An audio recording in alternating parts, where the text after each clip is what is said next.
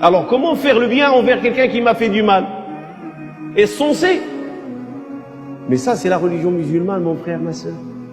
C'est ce que l'islam nous apprend. N'affronte jamais le mal par le mal. Parce que vous n'êtes pas comme eux. Vous êtes une umma qu'Allah subhanahu wa ta'ala a fait sortir aux gens pour prêcher le bien et montrer le bien. Et on a fait de vous la meilleure des communautés si vous êtes sur cette voie. Repoussez le mal par le bien. Et le fruit à récolter, c'est quoi? Ton ennemi deviendra un ami intime. Tu as gagné son cœur, tu as gagné sa personnalité, tu as gagné son respect. Il va te respecter et ça peut aller jusqu'à waliyun hamim, un ami intime, un allié. Un allié. Quand on aura besoin de lui, il sera à côté de nous. Il va nous soutenir. On peut s'appuyer sur lui dans le soutien. Voilà comment l'islam nous apprend à fonder les ramifications et les liens dans la société. Vous n'êtes pas une umma qui fait face au mal par le mal. Apprenez à faire face au mal par le bien. Il nous l'a montré dans sa pratique, alayhi salatu salam. Parce qu'il n'y a pas plus beau que d'argumenter avec du concret. Et plus sensé. Parce que quand on le dit, c'est théorique. Mais quand on montre la pratique, ça devient réel. Il est rentré à Mecca. Et on sait qu'est-ce qui s'est passé pendant 13 ans à Mecca. Torture, dénigrement, pression, insulte, diffamation, profanation. Il a subi tout, lui et ses compagnons, sallallahu alayhi wa sallam. Ils l'ont traité de sorcier, ils l'ont traité de mage, ils l'ont traité de fou, ils l'ont traité de poète. Et le jour de la conquête et de l'ouverture, tout ce que vous croyez je vais faire avec vous? C'est la question qu'il leur a posée. Est-ce qu'il y a eu vengeance? Est-ce qu'il y a eu vengeance? Il aurait pu sortir un cahier de charge de vengeance. Tiens, ramenez-moi tel, celui qui m'a traité de sorcier, celui qui m'a traité de fou, celui qui m'a traité de poète, celui qui m'a traité de menteur. Ramenez-les-moi, on règle les comptes. Non. Qu'est-ce que vous allez croire je vais faire de vous? Et on dit fils de noble, noble fils de noble. C'est comme ça qu'il s'est adressé à eux. Ils sont adressés à lui. T'es quelqu'un de noble, t'es pas comme nous, on est des minables, des ignobles. Mais toi, t'es un noble. Allez-y, vous êtes tous amnistiés. Tous. Qu'est-ce qu'ils ont fait après? Croyez-moi, ils n'ont pas embrassé l'islam encore, ils étaient autour de lui. C'est la conquête. Les statues détruites, Mecca purifiée, et les rassemble tous. Qu'est-ce que je vais faire de vous? Allez, dites, fils de noble, et noble et fils de noble. Allez-y, vous êtes amnistiés. Tous ils ont dit la ilaha, la Muhammad. Tous ils ont embrassé l'islam. Ils étaient autour de lui. Pourquoi? Son comportement repoussé de la meilleure des façons. Quand le CH a attaqué notre prophète, et chaque année quand ils veulent faire une petite recette, la meilleure façon de trouver qu'est-ce qu'il attire? Les curieux, les autres journalistes, les médias du monde, ils publient les caricatures. Et ça fait du bruit, et ça fait vendre. Parce que, comme j'ai dit, c'est un magazine qui était en agonie naturelle. Il était sur le point de mourir. Et maintenant, il vient de ressusciter, revivifier. Malheureusement. À cause de qui? La règle dans l'islam, ceux qui assument les actes des fous, c'est leur famille. Et c'est pour ça que je ne veux pas rentrer comme imam. Et je le dis aux musulmans. Ne rentrez pas dans la dimension de la conspiration et la dimension du complot. Vous savez, quand on a un crime, on a un cadavre, on a du sang, on a une arme et on a une personne à côté tachée de sang. Tous les regards s'adressent vers qui? Le monsieur ou la personne. Le premier accusé, c'est lui. Qu'est-ce qu'il fait dans le lieu du crime? Il est taché du sang, comment ça se fait? Et l'arme, elle est là et le cadavre, il est là. Les premiers regards, les premières rumeurs, les premières déductions, c'est lui le tueur.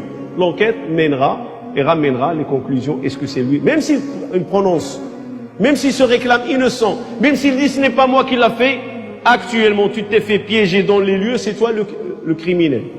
Et c'est toi le premier suspect. On est piégés, nous les musulmans. Vous pouvez le formuler comme ça. Ce qui s'est passé à Arlé nous a piégés. On est piégés. Et on ne peut pas aller dans la dimension de conspiration, complot. On ne peut pas, on n'a pas le droit. Parce que c'est une perte de temps. Il faut faire avec les données qu'il y a sur le terrain. Et les données qu'il y a sur le terrain, 2 personnes se disputent, le lendemain, un des 2 est mort. Qui est le suspect? 1. La personne avec laquelle c'est disputé. Charlie Hebdo était en dispute avec qui? Dès qu'on dit le CH, c'est avec qui? Qu'est-ce que ça veut dire pour le musulman? La profanation de notre prophète, la diffamation. Donc, si elle était en dispute avec nous, ben c'est normal que les regards s'orientent vers nous, bon gré, mal gré. Croyez-moi, même si vous n'étiez pas concerné et vous êtes musulman, vous allez dire, mais ça ne peut être qu'un acte d'un musulman. On est forgé comme ça, les humains. Le choc, il est là. Attendre l'enquête, ça c'est un autre sujet. Mais la réalité, elle est là sur le terrain. Et il faut faire avec la réalité. Ne perdons pas de temps, parce que pour la perte de temps sur le complot, la conspiration, le stratège, je vais vous dire une chose, un verset coranique ou 2, ça suffit. Il complote et je complote, et je suis le meilleur des comploteurs. C'est qui ça? Allah. Alors le complot, tu laisses à Allah subhanahu wa ta'ala. Ils sont dans le stratagème et je suis dans le stratagème. Et Allah est le meilleur des stratèges. C'est qui ça? Allah. C'est réglé. Ne perdez pas de temps sur cela parce que le monde invisible, tout ce qui se passe dans le monde invisible, laisse-le Allah subhanahu wa ta'ala, il le contrôle. Maintenant, restons dans les données du terrain. Et ce qui en est dans le terrain.